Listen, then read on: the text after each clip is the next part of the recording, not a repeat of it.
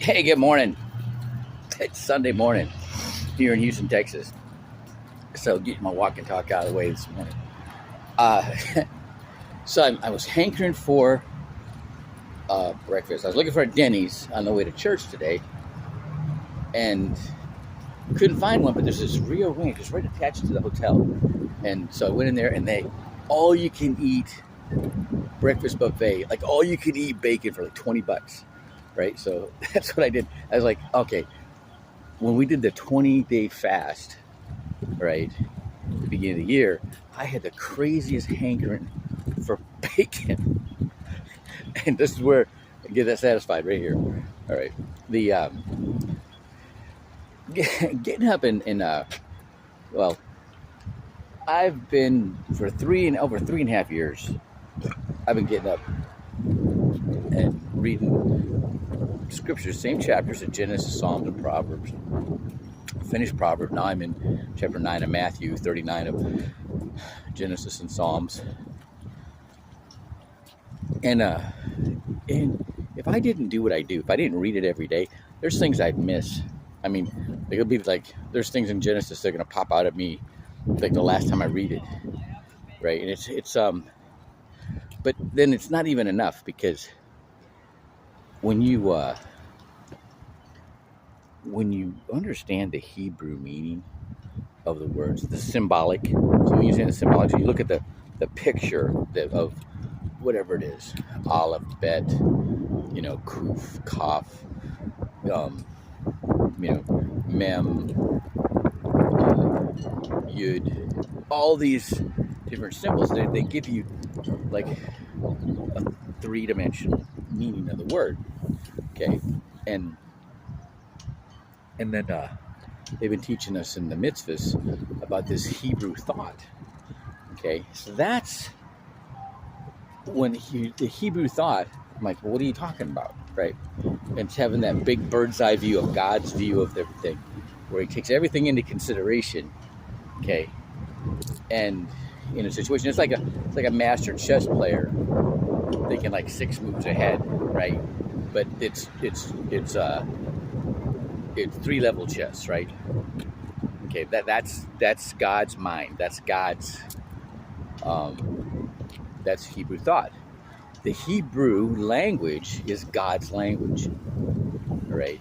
And it was lost during the captivity of the Jews. And then when Moses went up to Mount Sinai, God gave it back to him to teach the Jews through the law. Isn't that something that's just like, that blows my mind?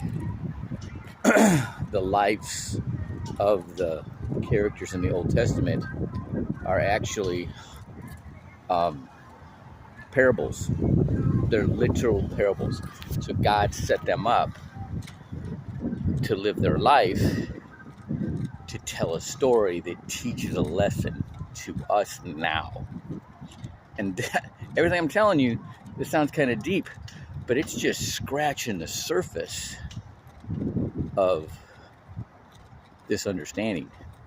Okay, so just reading the Bible one time doesn't cut it. Okay, and just taking the letter into consideration, it's almost deceptive.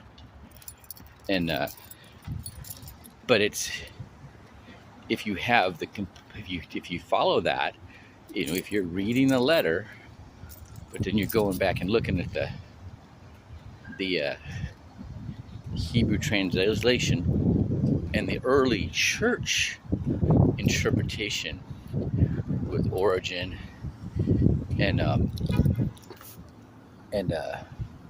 oh gosh, what's his name? Ignatius.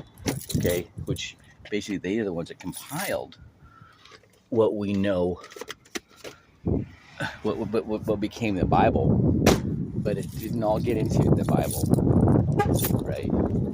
And it's not all what they interpreted isn't taught,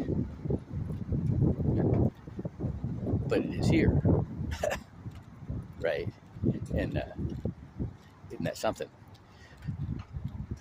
and that's what makes all the difference.